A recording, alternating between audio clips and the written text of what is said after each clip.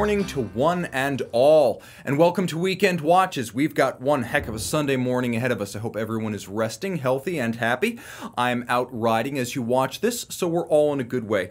Quickly jumping to the wrist check. You guys know me so well. By this point, there are no surprises, but just to confirm, I'm still rocking the Zen EZM-11.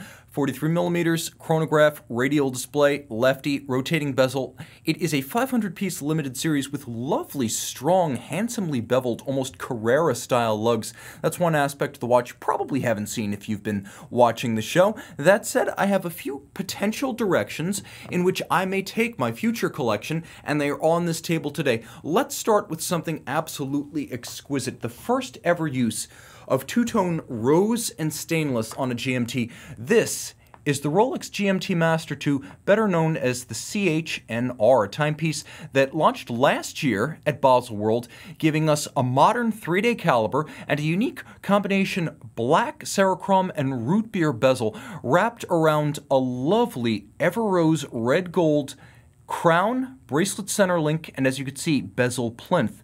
The timepiece is remarkably attractive, and I like the fact that Rolex went straight for the two-tone. Yes, there's also a rose gold version of this watch, but I feel that the shift in tones from root beer to black, from red to silver, make this watch just a bit more animated and interesting from a visual standpoint. Now, as ever, with the supercase profile, the watch does look like a 42 or a 43 on the wrist, and I'll prove that by showing you a 43 in just a moment. The timepiece has a big presence, but it still wears roughly like a 40. So if you could wear a 5-digit Rolex, you could still wear this supercase. Now, the timepiece is part of the next generation of GMT, so the watch does have the more modern movement inside. However, the bezel remains a little bit of a wonderfully smooth, refined, almost as though it's gliding on some sort of a Teflon bushing.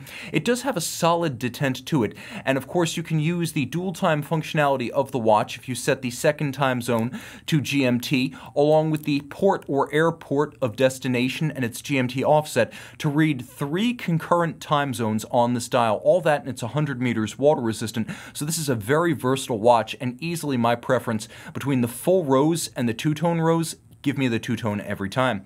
I find it twice as nice.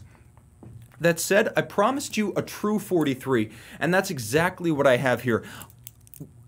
43.5 millimeters, the Vacheron Constantin Overseas World Time is a very different kind of watch in its product class. There is no Patek Philippe, there is no Rolex, there is no Audemars Piguet equivalent to this 43.5 stainless steel Geneva Hallmark World Time watch. Now, see how close they are in visual signature? They look almost the same size, even though the Rolex is nominally a 40. That's why I say the supercase looks like a 42 or a 43, and truly it does. Juxtaposed, there's almost no daylight between the size of these two watches. Now, jumping to the Vacheron, a few highlights.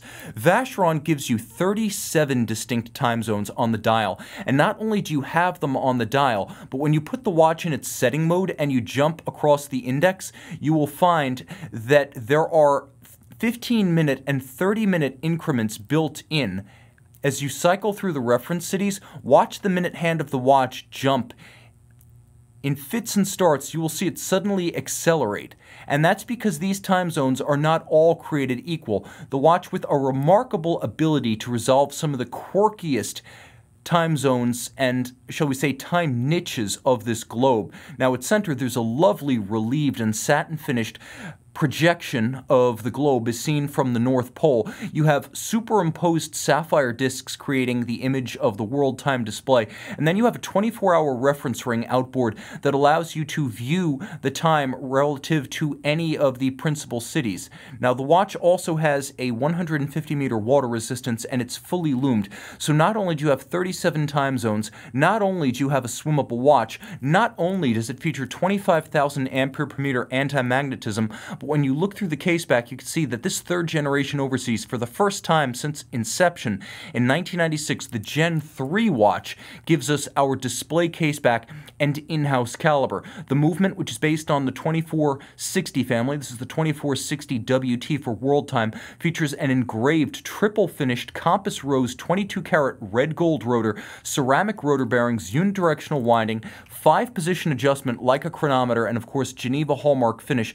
The movement is handsome, it is resistant to magnetism, protected from water, and remarkably smart by the standards of world time watches because of those 37 time zones. Every single individual link on both sides of the bracelet removable, and because of the quick release system, this watch comes with a bracelet, a second deployant clasp, and 2 straps, one in rubber, one in leather, to use with the watch. Because of the ease of removing the bracelet, you can easily swap out should you wish, and also better appreciate the display case back and the fine finish of that caliber 2460. You can see the Geneva hallmark on the half bridge for the balance. And jumping back real quick to the bracelet, you can see one of the smartest features available on any luxury watch clasp. There is a micro adjustment built in to both sides of the clasp, giving you the ability to precisely size after you've removed as many individual links as your heart desires. So this is a very sizable clasp and bracelet combination. I adore that watch. That said, some will opt for simplicity, and for those folks, I recommend the 1997 Omega Dynamic 3. Now, this is very different from the Dynamic of the 60s and 70s. It's a round watch, and it appears to be the descendant of the Speedmaster line, the watch way ahead of the curve on Fotina. I'm not even going to call this Fotina, because I'm not even sure that was the idea. It's a lovely peach pastel that contrasts handsomely with the white and matte black of the dial. Now, the timepiece is its own essential product family, a standalone 38mm stainless steel no-date automatic chronograph model, and it is a handsome and charismatic, quirky little cult watch, and that's the best way to regard it. You can see that the bracelet resembles nothing so much as the Rolex President, and the clasp, while substantial, is a throwback to the days when Omega used a simple stamped clasp construction on its watches. Throw this one on the wrist and you can see the 38 wears a treat. This is a viable unisex option, as well as a great match for a small wrist as tiny as 13 centimeters circumference. Now, my wrist 16 centimeters circumference wears this one easily, so you can easily scale up or down depending on your wrist size. Just imagine it on a different wrist, you get the general size of the watch, and it's not even terribly thick in spite of the modular complication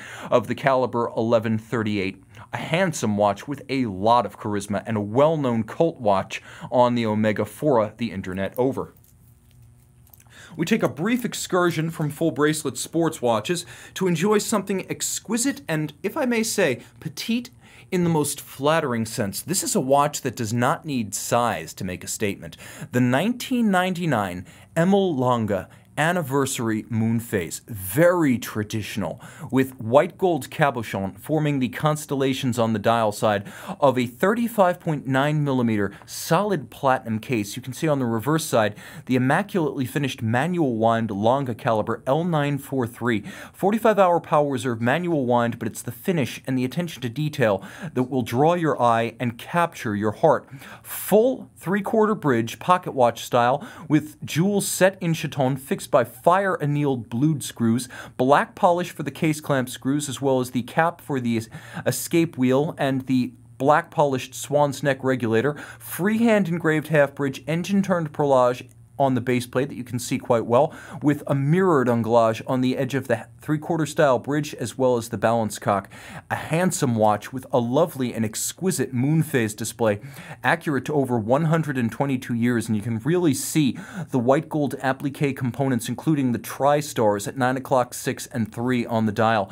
This is a watch that can be worn on any wrist. I'm not going to give a lower bound for sizing, because even the tiniest of wrists can wear this watch. It's a traditionally sized men's dress watch, and back in 1999, Lange was all about this. Immaculately finished front and back. This is a wonderful Lange that's an exception to the rule that says Lange watches are most interesting on the reverse side. This one's actually just as interesting on the dial side. Jumping back one more time, you can see all of the bridges and plates in wonderful golden-hued German silver, nickel, copper, and zinc. That said, if you do want to go large, Lange's got your number. 6 years after the Emil Lange, they dropped the Lange 1 World Time. Now, the Lange 1 travel time, also known properly as the time zone, is in the Grande Lange case and the original 2003 Grande Lange case, because it is 41.9mm. For all intents and purposes, the time zone is a 42mm watch. It's also nice and slender at under 12mm thick, so it'll fit under a cuff. You have a sort of hybrid of a world time and a dual time. As you change my bad, that is the date jumper. But as you change the world time reference city at the index, which you can see is adjacent to the secondary time zone. But as you change the reference city, you actually toggle the second time zone, and it has its own day-night indicator. In fact, there's a day-night indicator for both the local time and the reference time. There's a power reserve indicator. There is that big date with the wonderfully buttery indexing system that Lange provides.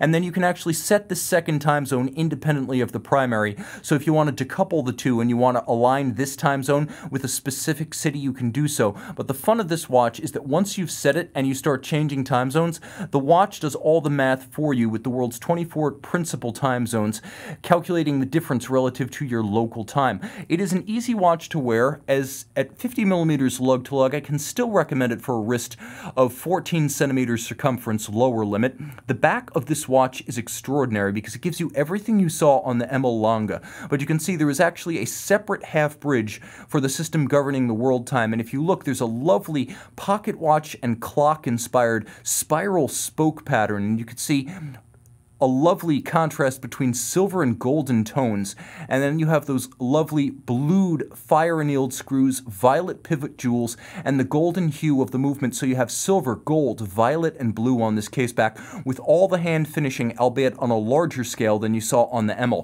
Throw this one on the wrist and you can see 50 millimeters lug to lug does give it a fuller appearance. It's a wonderful travel time watch, and if you do buy this watch, be sure to give me a call or an email. I'll explain exactly how you're supposed to operate it. It does require a little bit of technique to separate the time zones. It's by design, but Lange does a great job of hiding it and not explaining it. It is the ultimate travel watch, though, from Germany's foremost luxury watch producer, and it's got a lot of wrist presence in red gold at 42. Now, if you love Richemont, but you prefer the Swiss side of the house, I have another brand and a personal favorite of mine. Back in the early 2000s, 2001 specifically, JLC launched a series of white gold ruthenium dial boutique exclusives, and this is part of that series. This is the Master Geographic in the 38mm white gold case with the ruthenium dial, and there is a lot going on. First, there's the depth of the dial. As you can see, it has a wonderful flange step that adds traditional dishing, as well as a dramatic break from the bezel plane down to the base of the dial. So you have a wonderful 3D dial presence here. You have that lovely gray-silver glow of the ruthenium coat, and then you have half-frosted Dauphine-style hands for easy readability against the base. Now, the secondary registers for the power reserve, the date, and the second time zone are all blued for high contrast, and the watch features a similar geographic-style stepping mechanism to the Lange, but JLC invented this system in the late 80s, so Lange is the one following in the footsteps and not the other way around. Now, as I change the reference city, you could see exactly as on the Lange, the second time zone, the time zone where you are not, changes. It has its own AM, PM, or day-night indicator, and you can see that beginning to transition. But the index is at 6 o'clock, and as I change my reference city, the watch is doing all the math as well as keeping track of the day-night status of that reference time zone. The hands at center are cued to the date, and it is a pointer-style date with a little pusher corrector on the flank.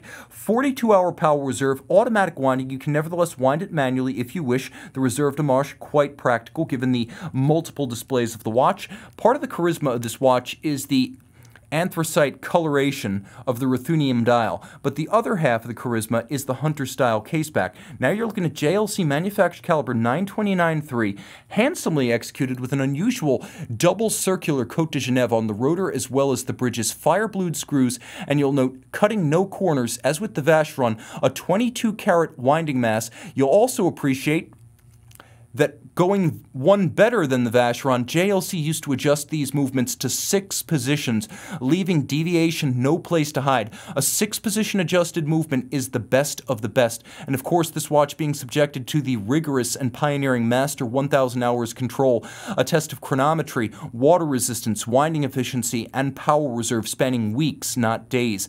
The wonder of the display caseback is that you get it and you get the Hunter with its lovely engine-turned perlage on the reverse side, a great platform for engraving and personalization. You get the solidity of a solid caseback and the precious metal value and weight that adds.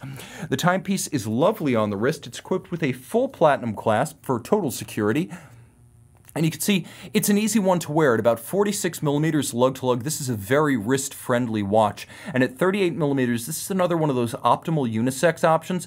Unlike the Longa, which is not loomed, this one is, so it's even a bit more practical. And 50 meters water resistant rather than the 30 of the Longa, making it just a bit more resilient and tough.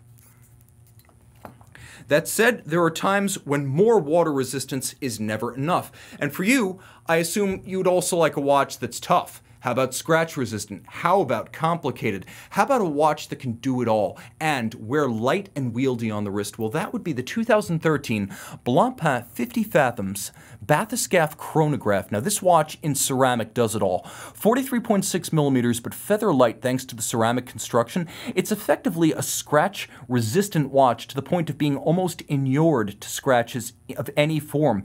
Unless you're the type to shatter or chip crystals, you'll probably never put a mark on this watch. The dial is a lush sunburst galvanized black, and you can see the registers for the chronograph, and it is a flyback chronograph, as this caliber F385 is a 50-hour automatic adjusted in 6 positions with a silicone hairspring. You can see it's also a free-sprung balance with a full balance bridge, and you'll even note that the driving wheels feature a unique spoke design inspired by the Lamborghini Aventador. This is an awesome watch. So you've got the silicone hairspring, free-sprung, full balance bridge, flyback chronograph, column wheel, vertical clutch, 6-position adjusted, all of it 300 meters water resistant, and you can see the finish is exquisite with a lovely satin graining across the bridges.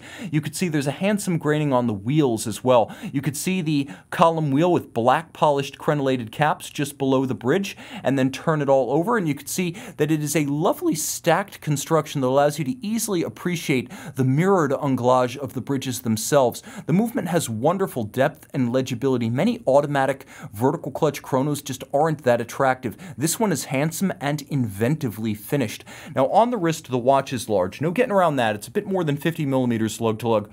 So it has full figure, but I can still say that if your wrist is, I would say 14.5 to 15 centimeters, the proportionality is going to be great. It's an excellent fit aesthetically as well as ergonomically, and with the timepiece's bezel, you actually have the ability to time 2 events concurrently, one with the bezel and one with the chronograph.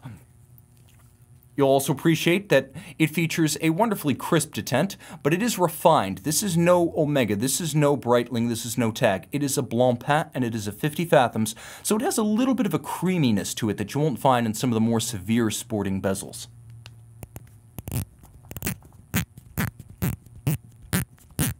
The new location of my condenser mic. We heard your plea. We're working on the buzz in the background. Let me know if it worked, by the way.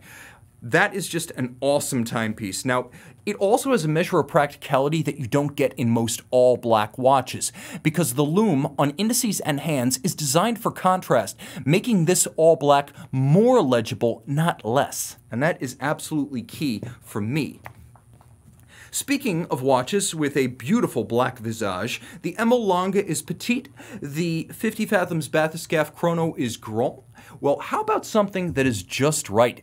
Porridge style. This is the 2015 200-piece FA Longa 200th Anniversary 1815 Model Line Special Series. So it's the 1815 FA Longa 40 millimeters in platinum. It's part of 200 pieces with a galvanized black dial that is itself made of sterling silver. I appreciate and respect the Longa 1, but this is the Longa time watch that I want. If I'm not talking complications, I want this rather than a Longa 1. Sure, it's got a date. Sure, the Longa 1 has a power reserve, but what it lacks is absolute balance and symmetry, and this watch delivers. With Arabic numerals that made reading at a glance a cinch, it's a handsome and substantial watch, though it is quite slender at under 11.5 millimeters thick.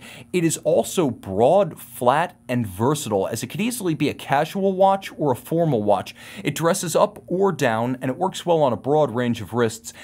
Characteristic of any Longa timepiece, you can see a handsome caseback, manual wind 55-hour power reserve, giving you just about all of the caseback vista you would expect of a Longa 1, with perhaps an even more attractive and distinctive dial side visage. This is a watch that I find more appealing than any non-complicated Longa timepiece. And it's running the Pour le Mérite 1815's dead even. Pardon me, I think those pour le mérite were Richard Lange. Jumping back to a dedicated sports watch, here's one we haven't had on the show for a while. This is a sub of a different color, or even 2 or 3. Now, you might recall that prior to 2013, there was a controversy about the two-tone sub. The 116613 lost its long-running, and I mean since 1983, long-running, sunburst blue dial for a lacquer gloss dial that matched the Smurf. Well, a lot of folks were not happy. This watch, made from 2009 to 2012, represents the original gloss dial that perfectly matches the tone, the glint, and the gleam of the ceramic bezel insert. After 2013, they returned to a sunburst blue format that I find a little bit less coherent, though it was the fan favorite and the crowd pleaser.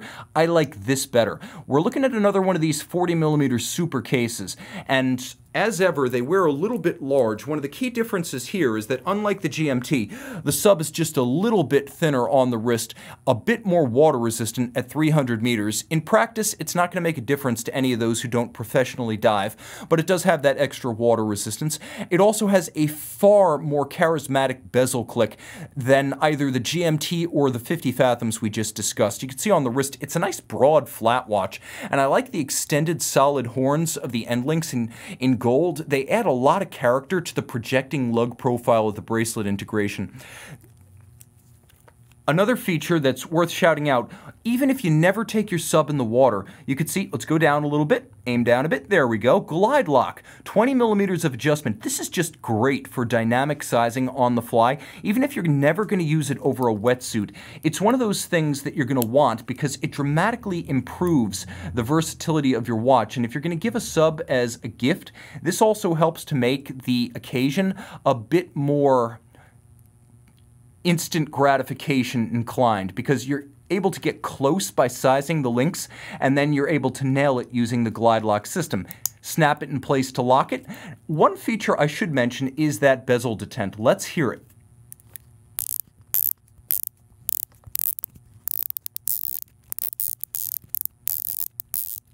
It's just a lot sharper than the GMT. The Sub and the Sea Dwellers still own the bezel feel at Rolex, and they represent one of the absolute bezel sound feel tandems in the industry. Very few can compare. A Doxa Sub, a Panerai Luminor submersible will be louder, but in terms of refinement, it's between something like Rolex, Grand Seiko, and maybe the standard 50-15 50 fathoms. Now, where could we go from there? How about some unconventional brands? Starting with a brand we never discuss on this show, and that is Piaget. Piaget of Côte-d'Or is one of the true manufacturers in Switzerland, but probably the least discussed watchmaking brand in Richemont, and I'm throwing Ralph Lauren, the joint venture, in there. Piaget launched in 2009, the watch you see here. At the time, it was priced in Royal Oak Offshore territory, a sports watch that cost $18,500.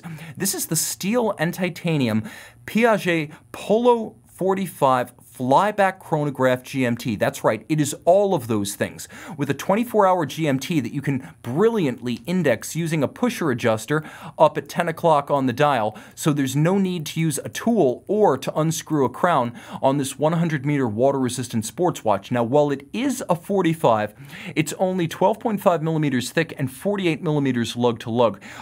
The timepiece has a brilliant bracelet strap system. It's a little bit of a hybrid because you have so much adjustability with each side of the clasp, including a built-in spring-loaded push-button micro-adjustment system that allows you to fine-tune on the fly.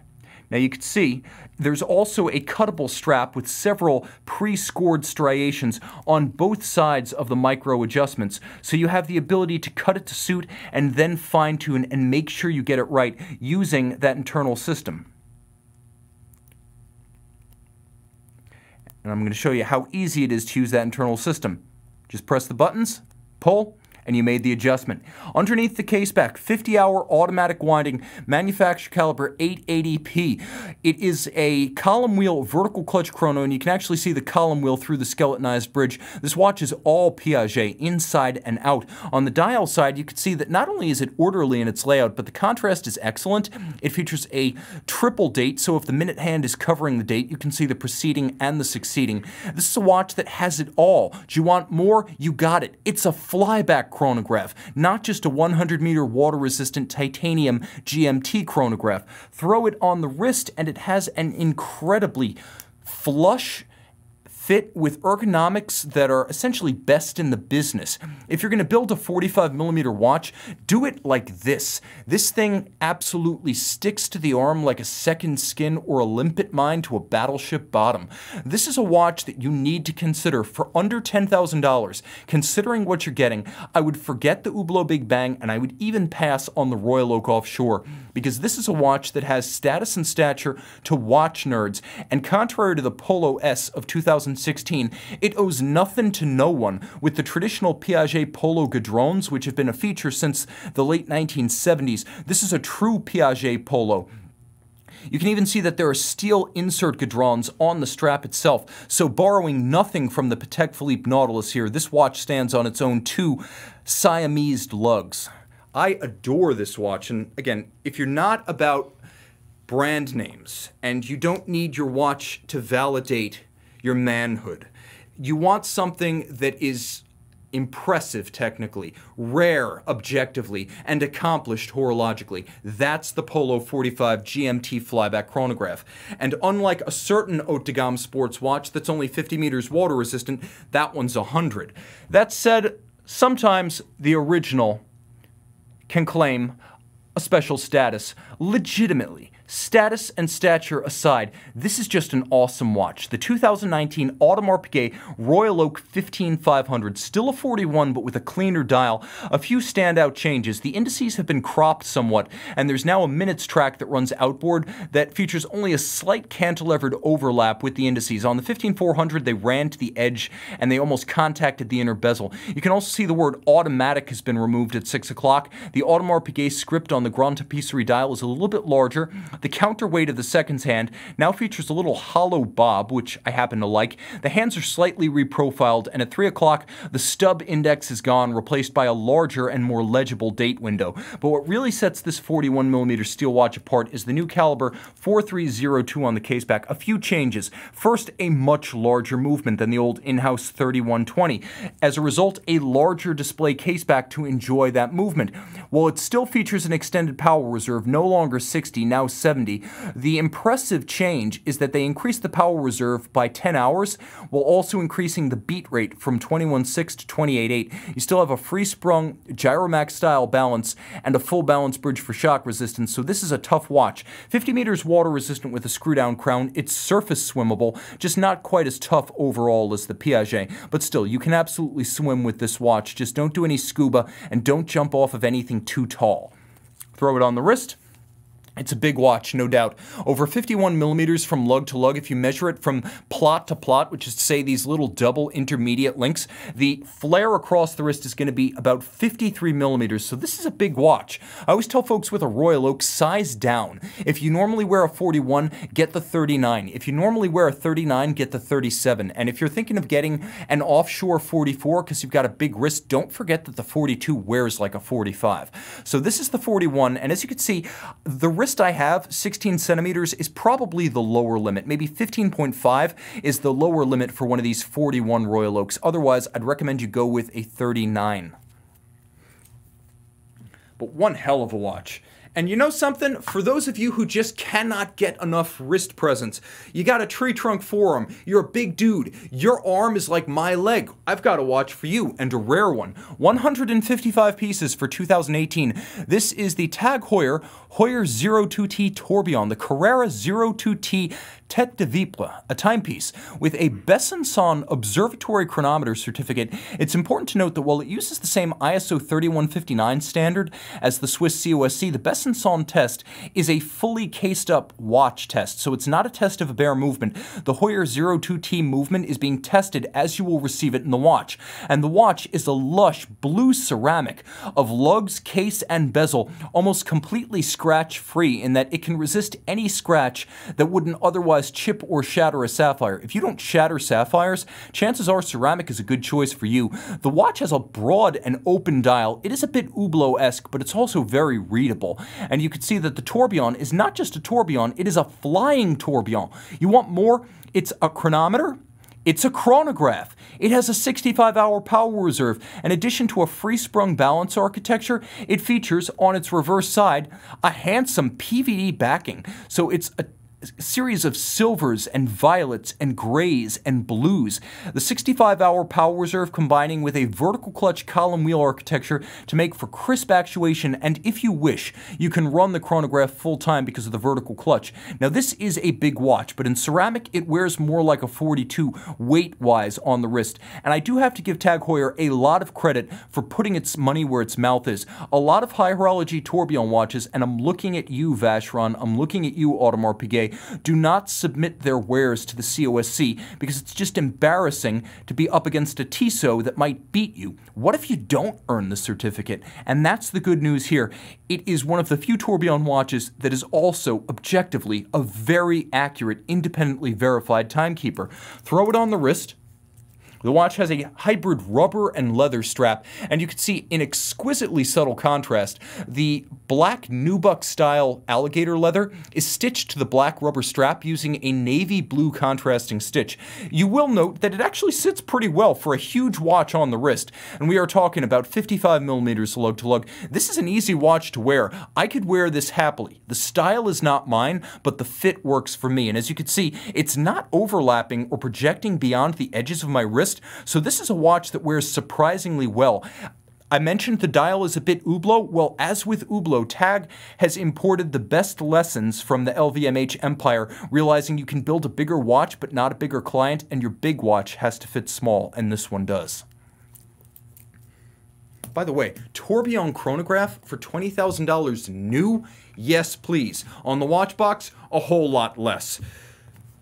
We're continuing with our unusual brands, and they don't come much more independent, both in terms of ownership and design direction, than Chrono-Swiss. Established by former Heuer chronograph watchmaker and engineer G.R. Lang in 1983, Chrono-Swiss was a German-based company manufacturing principally in Switzerland, and it was a tribute to the traditional Swiss watchmaking that G.R. knew during his days with Heuer. The watch you see here is the Delphus, launched in 1996. This example features a yellow gold 38mm case with very traditional design. There are a lot of parallels to modern-day Breguet wristwatches here, right down to the beading or coining of the bezels, the strong projecting lugs, the screw-fixed bars retaining the strap, and of course the onion-style crown. But it's the exquisite precious metal guilloche dial that really links Chrono-Swiss and Breguet design. They came out of the same 1980s era, trying to figure out how to pay homage to wristwatch horology in the modern post-quartz environment. And that's what you have here. The dial is of sterling silver with a wonderful guilloche pattern that radiates from a cross-hatching at the constant seconds at 6 o'clock. You have a retrograde system as well as a jump hour, and you can see that the jump hour retrograde design is endlessly entertaining to exercise. G.R. Lang understood that people who buy this kind of watch love movements, and thus he essentially bought up the world's supply of vintage Einekar 165 movements. This is the Chrono-Swiss C124. Now, it is effectively an in-house modified proprietary combination of base caliber and manufacture movement. So not only did GR make significant changes to the Einekar 165, but the module he created for the complication is all his own. This, if you ask many Chrono-Swiss collectors and aficionados of 90s watch design, was one of the all-time greats of its era, and this is a watch that was doing independent horology before F.P. Journe had ever stuck his name on the dial of a wristwatch, a true pioneer in every way. throw it on the wrist, and I'm happy to say that at around 47.5 millimeters lug to lug, it's not as tough to wear as you might think. Now, the lugs do extend the watch rather dramatically, and yellow gold is always going to have an outsized presence because of its gleam and its eye-catching character. But this is a watch that wears surprisingly well as a dress companion due to its compact proportions and outright dimensions. This one easily slips underneath a dress cuff, and you can see how that rounded and coined bezel allows it to slip underneath even the tightest of sleeves. This is a dress watch, but particularly on this black strap, it feels as though it has a versatility to it to be worn right up to the water's edge in almost any attire. We're sticking with our unconventional brands, and we're talking about one that certainly captured my imagination. The first time I saw a de Bethune watch, it was on the wrist of one of our investors, and I had to basically beg and borrow to make a quick video of it because I just had to preserve it for my own reference. These are spaceships for the wrist. De Bethune of Lauberson, Switzerland, makes about 150 watches a year, and this is a company that only produces Grail watches.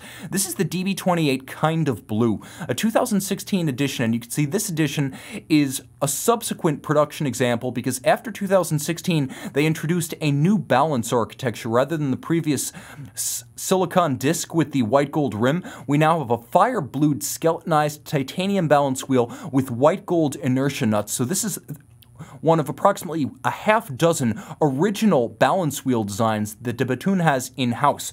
The watch is only 11.4 millimeters thick in fire-blued titanium, and if you scratch a de Bethune watch, they can re-blue it at the factory. The signature of the DB28 since it's launched and won the Aiguille d'Or back in 2011, the grand prize of watchmaking, the signature has been the floating lug system. Variable geometry and spring-loaded, it changes the width from 53 to 58 millimeters across the wrist, and when you send the watch in for service, that can be changed to the smaller lug setup that is 47 to 51 millimeters across the wrist. You can see the dial is immaculately finished, but in a very individualist and original fashion. You have dart-style indices for the hours in red gold. You have a power reserve indicator peeking out from under the dial flange. The outer hour track is fire-blued titanium in its own right. You can see a black-polished Delta-style bridge over the balance bridge, twin mainspring barrels, manual wind, 6-day power reserve, and then you have a spherical moon phase down at 6 o'clock. One half blued steel, one half white palladium. It has an adjustment interval of 122 years. Manual wind with bullhead winding. It has a double power reserve index with a power reserve on dial side as well as caseback, but on the caseback it's more conventional and easier to read. You can also see a lush blued engine-turned perlage, satin finish on the wheels as well as the lever of the power reserve mechanism, so you can actually see how the power reserve operates. It keeps no secrets on the reverse side. Quickly turn it around to the dial one more time. You can see that not only does de Bethune make its own balance, it makes its own shock protection. 2 shock protection springs on the edge of the balance bridge, combined with Inca block at center to resist shocks and concussion. They even make their own silicon proprietary escape wheel and their own proprietary flat hairspring with all the qualities of an overcoil and none of the fragility. Throw it on the wrist, it is a wonderfully comfortable timepiece. All in titanium, it's feather light, and I would probably get it on the shorter lugs, though I can wear it like this. This is a timepiece that plays well with a small wrist and looks big, broad, and planted on a big wrist. It's a watch that essentially scales to your arm and very comfortable. Once again, less than 12 millimeters thick, it is thinner than it appears. The next big thing in independent watchmaking, de Bethune is going to be the next FP Journe. Not taking the place of FP Journe, but defining itself as a big deal in a way that is entirely original and characteristic of DB. FP, I have to say, is one and the same as his brand. Denis Flageolet of de Bethune, you don't really know him that well. Not yet. He is a scientist and a watchmaker who prefers to sit in the atelier and work. He doesn't do press, he doesn't do promotion, and you are the beneficiary because all the money you pay when you buy a de Bethune watch goes into his work, not his social agenda. All right. Hope I'm not flying too close to the sun right there. Jaeger-LeCoultre, it's where I started. JLC, or Jaeger-LeCoultre, as they are known Longform is a company that makes complications in steel, and I cannot stress how important that is for those of us who want a high complication but don't want to pay for precious metal. Launched back in the early 2010s, this was a 2011 launch. It's the Master 8 Days Perpetual, 40 millimeters in stainless steel. You have a day-night indicator with a danger zone indicator, a power reserve indicator. You have a very complete perpetual calendar with the day, date, month, the year, the decade, the century, even the millennium. And of course you have a moon phase display. Now the watch has a 8-day manual wind power reserve thanks to caliber 876. 876 is based on the movement originally created for the Septantième, the 70th anniversary reverso from 2002. You have the same basic movement but in round form with Côte de Soleil radiating out from the free-sprung balance. Multiple mainspring barrels giving you those 8 days of power reserve, and there is a well-kept secret about this watch, which is that it is rated 8 days chronometric power reserve. But it will run, if you wind it all the way and let it go all the way, for almost 10 days. Valet de jour watchmaking, under-promising and over-delivering. You can even see that the Dauphine-style hands, as on the Master Geographic from earlier, are half-frosted. So on this silver satin die, you can still easily read the silver hands in contrast.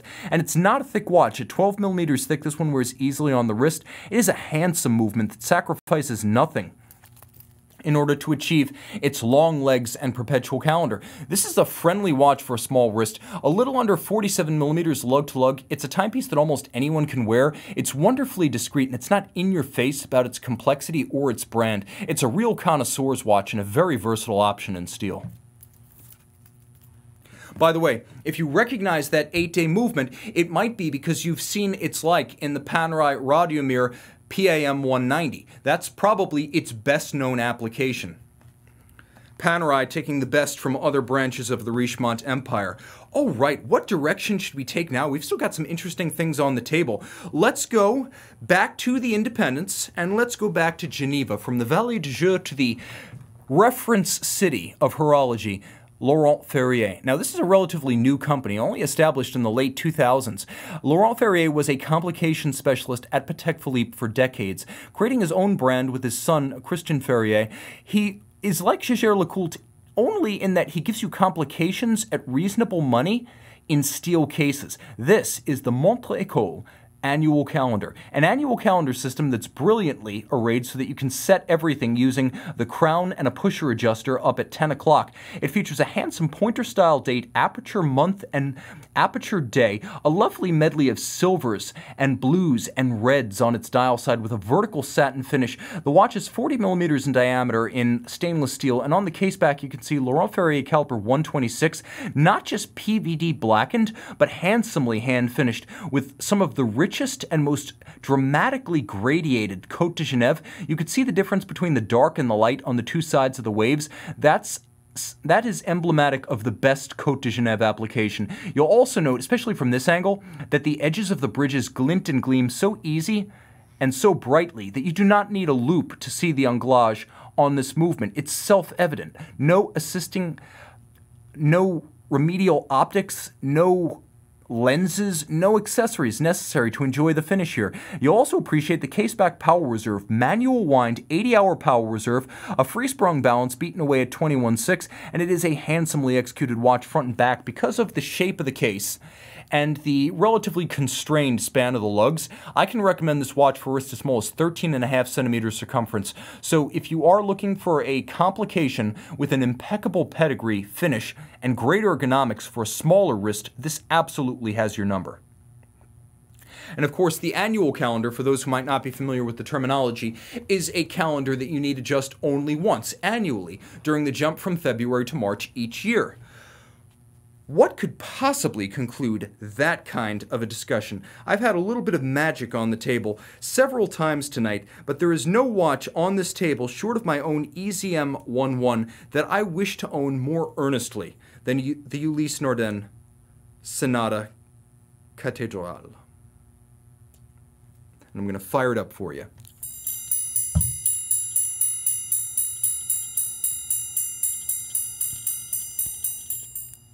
All right, Andrew, let's cut to the Harrison, sorry, I've got Harrison in the studio tonight. You could see there is a governor exactly as you would find on a minute repeater on the dial side of this Sonata Cathédrale, a timepiece with the lyrical tone, sustain, and musical quality of a minute repeater, the slow, deliberate cadence of a minute repeater, and yes, cathedral gongs encircling the movement 1.5 times, just like on a cathedral gong minute repeater. This is the Cadillac of alarm watches, better than anything out there sonically, with the possible exception of the Harry Winston Project Z6. This watch is not just the world's best alarm, but it features multiple modes for setting the alarm. You can set the alarm to a 24-hour format, so you can distinguish, for example, between 8 a.m. and 8 p.m. You can not just set the watch to a time of day, but you can set it specifically in a 24-hour countdown format,